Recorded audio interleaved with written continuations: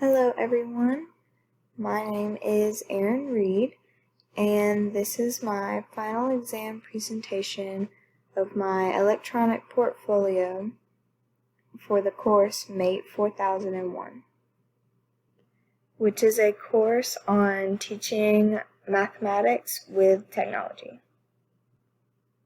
And the mission of this project is that as part of all initial licensure requirements in North Carolina, all pre-service teachers must demonstrate competence with standards set forth by the National Educational Technology Standards for Teachers and the Association of Math Teacher Educators. And part of this competence will be demonstrated throughout this electronic portfolio.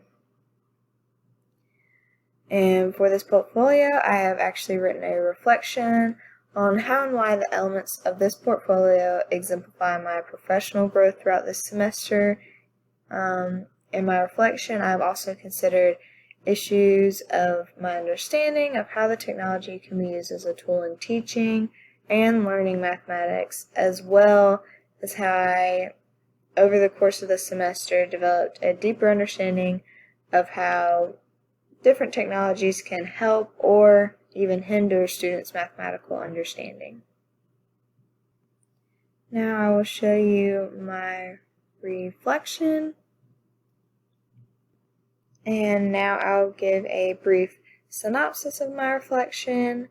So later on you will see in my technology philosophy that going into this semester I kind of knew that technology could be useful to incorporate into teaching mathematics, but I never really knew the incredible impact that technology could have on both teaching and learning mathematics. And upon completing this course, I've learned that technology is essential to not only teaching mathematics but learning it as well. And this is because technology not only influences the way mathematics is taught, but it also can enhance students' learning. And as you can see here in the second paragraph, I mentioned how at the beginning of the semester I understood the purpose of the course, but I felt like I was just going through the motions of completing work, not taking my time to fully understand the purpose of the assignments I had been given. That was until I had worked on the media literacy project, which you will see later on in my technology review portion of this portfolio. And during this project, we used the Puria model to create sales pitch videos, and we did recommendations on 3 different types of technology. This allowed me to really delve into the technology, see all the different types of technology and what it had to offer, and it was difficult to complete. It took a lot of man hours to complete, but it made me have an investigative eye towards technology use in the classroom as a result of completing that project. And at the very end of my portfolio, I've included classwork samples that show a variety of technologies that I've had the opportunity to work with this semester. I chose these classwork samples as I believe they were my best work for the semester and activities that I really just enjoyed. And I think my favorite technologies I've encountered this semester have been GeoGebra and Desmos. As both technologies, I can really see how they enhance and extend teaching and learning of mathematics. Desmos really amazes me as it's an online graphing calculator, and its capabilities far exceed what I'm used to with a handheld graphing calculator. I always used handheld graphing calculators when I was in high school, so interacting with Desmos was a really cool experience. And also GeoGebra's dynamic geometry software. It allows you to interact with so many levels and topics and concepts with mathematics. Like I mentioned here, students can graph an equation, construct a polygon, and create a spreadsheet all at the same time on one single screen. And then artifacts 1, 2, and my TPAC lesson are examples of how far I've come in my understanding of the importance of good technology and using technology in the teaching and learning of mathematics. I think the classwork samples are examples of how I've learned about the technology and got to interact with it, but artifacts 1 and 2 and the TPAC lesson really show me taking my knowledge and then applying it to an actual task or actual lesson.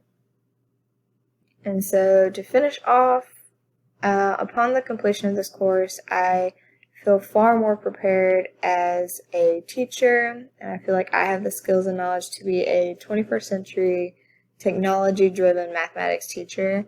I definitely plan to use technology to enhance the way my students learn math and be the driving force behind hopefully many of my lessons in my future classroom. So now going back to the portfolio, what I have shown here is a table of contents, and these are all links to the elements I have in my electronic portfolio. First we have the professional knowledge, which is where I have my technology principle, my TPAC lesson, resources for instruction, technology review, artifacts, and classwork samples. Now I'm going to take us to the professional knowledge page. The first part of my professional knowledge page is my philosophy on technology and teaching mathematics. So to start off my philosophy, in this day and age, technology is found in pretty much all aspects of our lives, so it's not hard to believe that technology is essential to learning 21st century mathematics. And so in my technology integrated classroom, technology is used to amplify students' learning experience, and they're going to use various different technologies like simulations or dynamic software to support their investigation in all areas of mathematics. And because of this, students' learning is enhanced as the computational capacity is extended past procedures without connections, allowing them to solve problems, use their reasoning skills and reflection, and that's going to be the main focus of the learning process. And for my classroom, technology is also essential to teaching mathematics as it influences the way mathematics is being taught to students. So to teach in my classroom, it means providing students with tasks, preferably of high cognitive demand. As I mentioned earlier, we want to extend past procedures without connections, and that using appropriate technology to enhance my students' learning opportunities. This means transforming the boundaries placed on mathematics by blurring the separations between various areas of mathematics.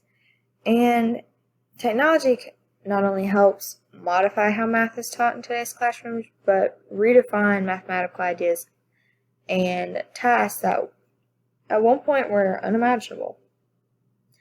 And as for any mathematics teacher, the main goal I have for my students is them to understand and have a firm grasp of mathematics. I want them to learn ideas and concepts from one area of mathematics and then use that information to connect and understand various other areas of mathematics. Students should gain the 8 standards of mathematical practice in my classroom.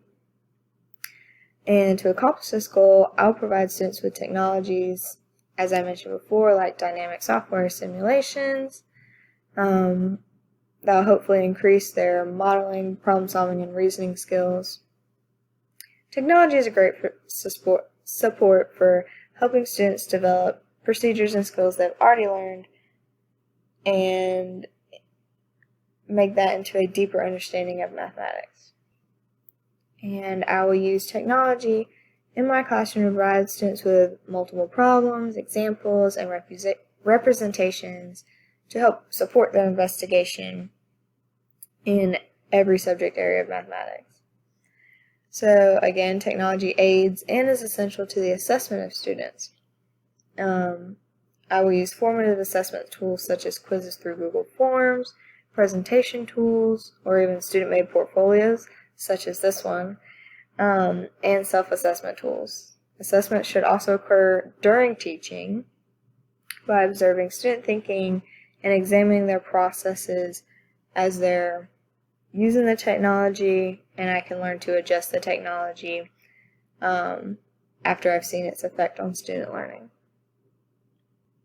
And it's also great that we have assistive technology, which can be used to provide inclusion to students with both abilities and disabilities. And so below this, I have two other forms of evidence of my professional knowledge, and that's my TPAC lesson and my resources for instruction. And now I will show you my TPAC lesson. So TPAC stands for Technological Pedagogical Content Knowledge, and that's because TPAC is the intersection of technological knowledge, content knowledge, and pedagogical knowledge. And for this course, I was asked to design a lesson that demonstrates my ability to utilize technology using the levels of the SMAR model as a guide. And so for my TPAC lesson, my clinical teacher asked if I could create a lesson that dealt with reviewing properties of parallel and perpendicular lines, because that's what the class had been studying. And the students were going to take a test on parallel and perpendicular lines following my lesson. So I used GimKit, which is like a game show style review game. It's described as a game-based formative assessment app, and this is where students try to answer questions correctly in order to earn the most points or money in terms of this game. And so students also, while they were working with the game, were encouraged to use Desmos, the online graphing calculator, to help them answer questions within the GimKit. And this lesson utilizes technology at the augmentation level of the SMAR model, meaning that technology is used as a direct tool substitute with functional improvement. And here are the resources of my TPAC lesson. And here is my lesson plan. I used the Launch, Explore, Summarize lesson plan type when I was doing my lesson plan. So for the launch part of the lesson, we kind of started, I went over parallel and perpendicular challenge problems that my clinical teacher had given the students the day before, and then we kind of got started into the game. Students would log into GimKit, and I would give them a game code that they would use to enter in the game, and then they try to answer the questions. You answer them correctly, you get cash or points, and the more correct you answer in a row, the more points you get. You can get little like boosters to make you earn more cash and points, and you can even sabotage other students. So the students find it really enjoyable, and they stay focused on the game all throughout the class. And then at the end of the lesson, students can actually play the GameKit game at home for extra practice, so that's what we had students do. And then if you click here, you'll have access to the GameKit answer key. I provided an example of what the questions look like when students are interacting with the GameKit. This is an example of a multiple choice question with a graph as a visual for them to go by. And then here are the questions with the answers. The correct answers are shown in green. And any questions that say text input means the students are required to type in their answers. They're not just given a multiple choice answer.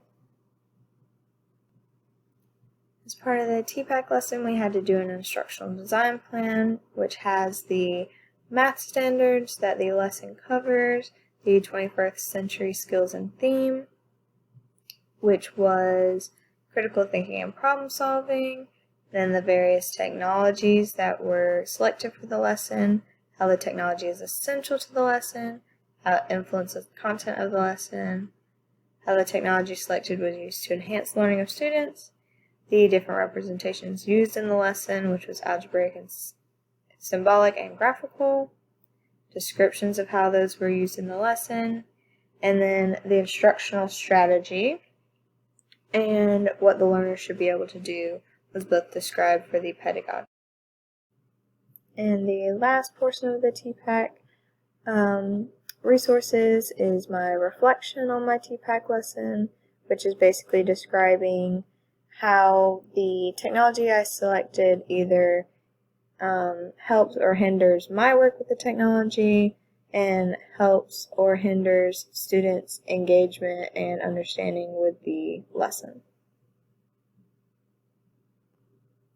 And so the next part of the portfolio we will be looking at is the resources for instruction. And these resources are an annotated list of websites which can be used as teaching resources, digital resources, resources for assessment, and or resources for learning a particular mathematics topic. And this list of resources covers content in most secondary mathematics courses. I personally hope to teach Math 1 and Math 3 in my future career, so my primary focus was finding good quality resources for Math 1 and Math 3. So my first resource is the North Carolina Department of Public Instruction. I like this resource for their Common Core State Standards and the unpacking documents that they have. They're very useful for understanding what we are supposed to teach. Teachers Pay Teachers is the next one. It's an online marketplace where teachers can sell their teaching resources. McPherson Math is the third one. This is a website I stumbled on my junior year. It has great resources from a skilled teacher who's taught in North Carolina for 13 years, and it deals with Math 1, 2, and 3, has lesson plans, assessments, and some of her resources even utilize Desmos. Illuminations is a website created by NCTM, and it offers quality resources for teaching and learning to teachers. Khan Academy is the next one. I know a lot of teachers have been utilizing Khan Academy now that schools have gone online. I think this is a great resource to have students really delve into math concepts, or even for teachers to brush up on their math knowledge. As I mentioned before, I really like Desmos and GeoGebra, so I included those two here, but I included the classroom side of these websites where it's like activities made by teachers that are very interactive. Great, really, resources for teaching and learning. And I mentioned that you can learn more about GeoGebra and how to create classroom resources on the technology review page, which we will get to that next. Next, Brian McLogan's YouTube. He was a struggling student, and now he makes great math videos on YouTube. National Library of Virtual Manipulatives. It's a digital library of interactive manipulatives and activities for math instruction. Virtual Nerd, which is a website developed as a resource to supplement learning for students and teachers. And it has a bunch of great video lessons for both middle and high school math concepts. Math is Fun. This is a very great online math dictionary. It really simplifies math terms and gives you examples as well within the definition. EdSite is an online assessment tool, and which can help familiarize students with how Common Core standard assessments are done now, especially now that a lot of them have moved to be online. Configure It Geometry, I found this one and I really liked it. It was dealing with proofs and how Common Core is leaning more towards proof, and it's a website dedicated to nurturing students' deductive reasoning and logic skills while practicing proofs. And then PHET, Interactive Simulations. As it sounds, it's a website that offers free-to-use interactive simulations for both math and sciences. And there's actually teacher-created resources that you can find on the website. And then finally, we have Clever, which my clinical teacher and school uses Clever. And that's a digital learning platform. They have all the resources they need for instruction just a click away. They have their Canvas on there, their Zoom, Desmos, PowerSchool, and so I thought that was a great tool to include here. And then finally we have the search engine we created, so if you wanted to also find other resources, you can use the search engine to find those. The next portion of the electronic portfolio we will look at is the technology review. And so this is our media literacy project that I had mentioned earlier in this video. And this project was using the Puria model framework, which can aid teacher in making decisions about various technologies and if they're appropriate for classroom use. And the acronym PURIA stands for Play, Use, Recommend, Integrate, and Assess. And for this project, I created media to demonstrate my understanding of the first three components of the PURIA model, where I play with the technology, and then I show how to use the technology as a tool, and then recommend the technology. The first technology I investigated was Tinkerplots, and it is a trial software. In the first portion of the video, I discussed the various affordances of technology, such as cards, table, plot, and sampler tools. Then I used the technology to answer some questions from the grip strength sample document, which is a document that you can import into your Tinkerplots workspace from the Tinkerplots documents. And then below is my reflection and recommendation of Tinkerplots. And this is just describing in more detail what the technology is, its purpose, and its intended audience, and whether or not I would recommend it to a school. And for Tinkerplots, I would only recommend it for purchase to a school if there's a teacher who is really dedicated to learning the software and teaching their students how to use it, as it does have a steeper learning curve. The second technology I investigated was Microsoft Mathematics. In the video, I investigate the free software, and during the first portion of the video, I discussed the various affordances of technology, like its graphing feature, the equation solver, and the graphing calculator, which has various buttons all pertaining to different concepts in mathematics. Then I used the technology to answer some questions dealing with the addition, subtraction, and multiplication of matrices. Again, we have my recommendation, which includes links to the videos as well. And for Microsoft Mathematics, I would recommend it for purchase to a school. It's free to use, and it's available for multiple devices. I think the features of Microsoft Mathematics cannot be replicated by a handheld graphing calculator, and so I think it's a great tool to use for schools. And then lastly, we have GeoGebra, and in the video, I investigate the web-based technology GeoGebra, and I more specifically investigate GeoGebra Classic, which is one of the 6 applications that GeoGebra offers. In the first part of the video, I discussed the various affordances of the technology, such as graphing, spreadsheets, geometry, computer algebra systems. And then I use the technology to create an activity where students explore what happens to a figure when it's rotated about the origin on a coordinate plane. And again, we have the recommendation write-up, and with GeoGebra, I also would highly recommend this product for purchase to the school. It's such a useful tool. You can use it in virtually every area of mathematics, and it helps to really connect different mathematic concepts together. Next, we have our 2 artifacts, and these explore topics from 2 different mathematical content areas, algebra and geometry. And these 2 artifacts demonstrate my competence with GeoGebra, which is a web-based dynamic geometry software. So artifact 1 is a student-centered exploration of quadratic functions in vertex form.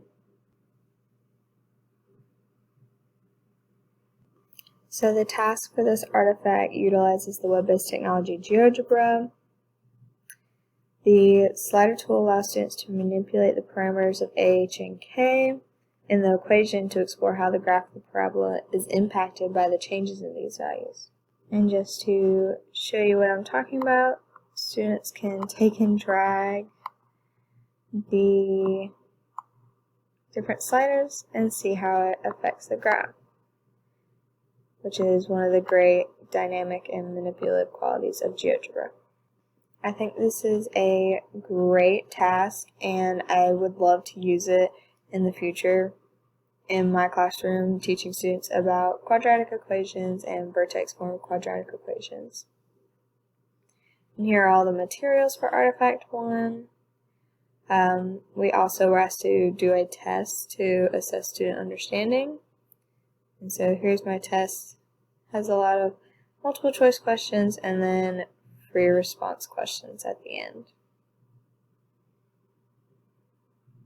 And then the second task, which also we did reflections and an instructional design plan for both artifacts. But the second artifact is a student-centered exploration of triangle centers. The task for this artifact utilizes web-based technology GeoGebra and its various geometry-based tools. Students are given the real-world problem of deciding where to construct the new research facility between 3 major universities located in the cities of Accra, Kumasi, and Cape Coast located in Ghana. I apologize if I mispronounced any of those. And so we have the task for students. Here is the GeoGebra applet for the task. So students can graph points on the graph, construct the triangles, and create their triangle centers. For this artifact, we had a problem-based lesson plan, and of course there's the instructional design plan. Here are possible solutions to the problem, which were created by myself. And then we have the reflection, which reflects on how the technology helped myself, the teacher, or hindered myself, and how it helps or hinders students' learning and understanding of triangle centers. And last but certainly not least, we have the classwork samples. So over the course of the semester, I've completed various forms of classwork, including activities and tasks. I've compiled 7 classwork samples that display my best work from my time in May 2001, and these samples are used to document the progress I've made during this semester-long course.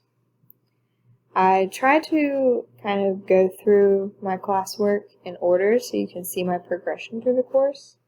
So we have a slope mini lesson where we were asked to design a lesson on slope for a struggling student. Then the slope task, which is understanding slope using GeoGebra. After completing this task on our own, we were asked to redesign it by finding our own GeoGebra applet, creating a task for students to complete with questions in it, and then we created a Google form for students to enter their answers of the questions from the task. And all the links can be found here at these buttons. Next, we have creating a Desmos task. For this assignment, we were tasked to use the Desmos activity builder to create an activity or a task for students. I did my Desmos activity on the topic of Pythagorean theorem, and we were asked to use all the different features of Desmos in its activity builder. So using the graphing and sketch features, multiple choice question option, input feature, media and images, and then the card sort feature, which you can see here in this image. Next is the technology inventory interview. You can open this up in another window here if you would like to see it better, or click the button down here to view it. And this is one of the major projects we had in May 2001, and it's where we did an interview with our clinical teacher talking about the 3 main types of technology that she uses in her classroom, which are hardware, computer software, and web-based software. And then we, discussed it throughout the paper. Next, we had designing a learning management system, or an LMS. And for this assignment, we had to choose a learning management system and create a course within the LMS. To challenge myself, I chose to use Google Classroom. I have very little experience with this, and personally I didn't like it when I had it in high school for about a semester. And so we had to create a syllabus, input lesson materials that we already had, and create problem sets, discussion questions, exit tickets for each of the lessons. Then we have solving equations and transformations. And for this assignment, the purpose of it was to connect geometry specifically transformations and equation solving. So we use the GeoGebra applet where we input different sides of the equation into the spreadsheet, and then we saw how manipulating both sides of the equation affected the intersection point on the graph. And then lastly, which is one of the things I'm most proud of in this class, is the Desmos art project. As you can see, I created Mickey. And so we're asked to create artwork in Desmos, and our artwork needed to use 5 or more parent functions, at least 2 inequalities, which creates the shaded regions you can see here on the graph, a minimum of 15 graphs, and we also had to be creative and paid attention to detail.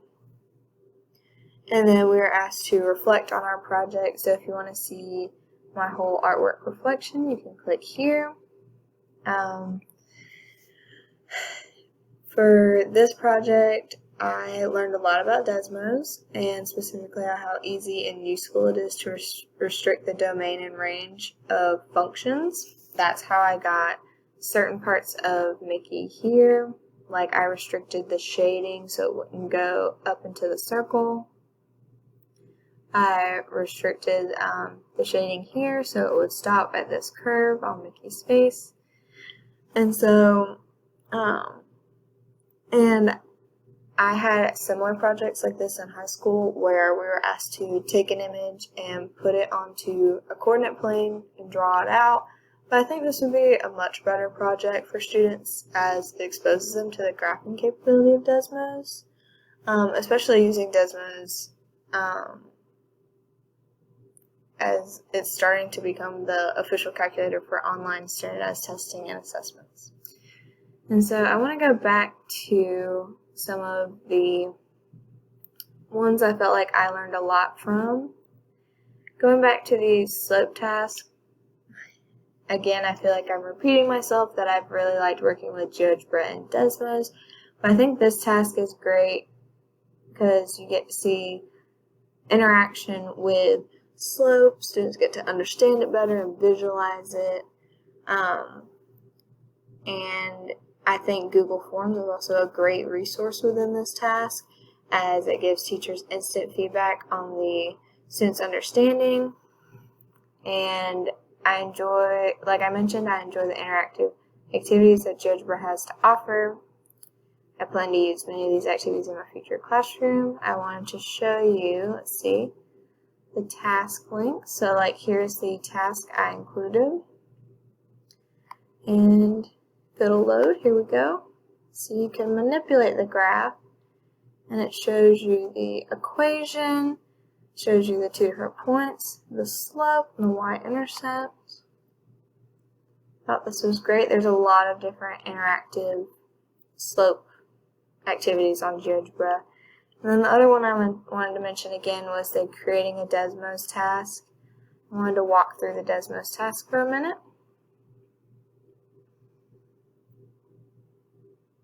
So now we have it loaded, and this is what students would see when they're interacting with the task.